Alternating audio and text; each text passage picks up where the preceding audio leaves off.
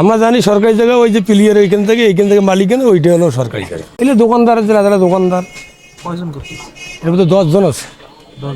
10 জন ওদি আবার তুলছে তারা 10 ফিট করে কি 9 ফিট করে দিছে। আপনার কাছে কি বলবো?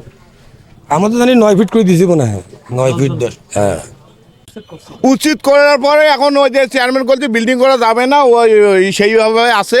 চেয়ারম্যান মহোদয় বলছে বিল্ডিং করা যাবে না, তো বিল্ডিং তো সেখানে কাজ বন্ধ করে দিয়েছে। বিল্ডিং তো করবে না, না জানার কারণে আপনারা বোঝেন আমি বুঝি না, এই ভুল কারণে একটু করে ফেলছে তারা।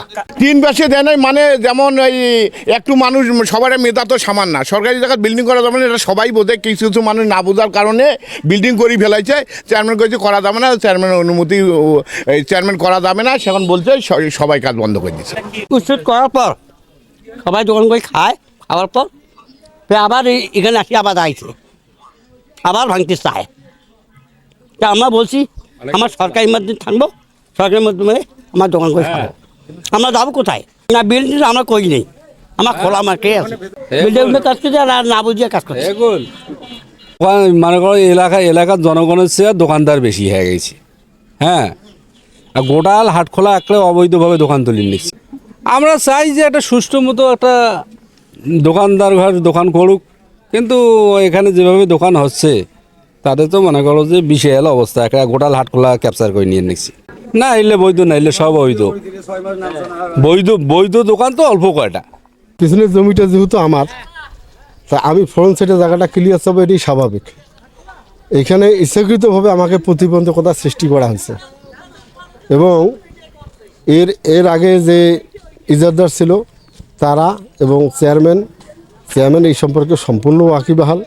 এবং চেয়ারম্যান সাহেব উনি মানে যদি সন্তুষ্টতার সহিত নিশ্চিন্তা করতো সমাধানের, তাহলে সমাধান উনি করতে পারতেন। উনি তা করেননি। পরবর্তী সময় হাটের জমিতে যাদের মানে দোকান এর আগে ছিল তারাই আবার পুনর্বহাল হইল। এখন আমার কথা হইল যে যদি তারা পুনর্বহাল হয় তাহলে ভাঙার কি দরকার?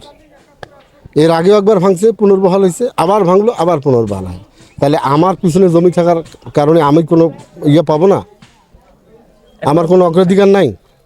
এখন আমি চাচ্ছি পূর্ব থেকে পশ্চিম পর্যন্ত যে রাস্তাটা আছে শিমুল গাছ পর্যন্ত, এই রাস্তাটা সোজা করে করা হোক, এবং দক্ষিণ পাশে যে দোকানগুলো আছে এই দোকানগুলো উত্তর পাশে স্থানান্তর করা হোক।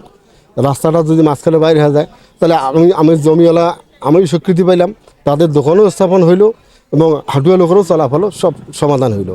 আমি এইটা চাচ্ছি।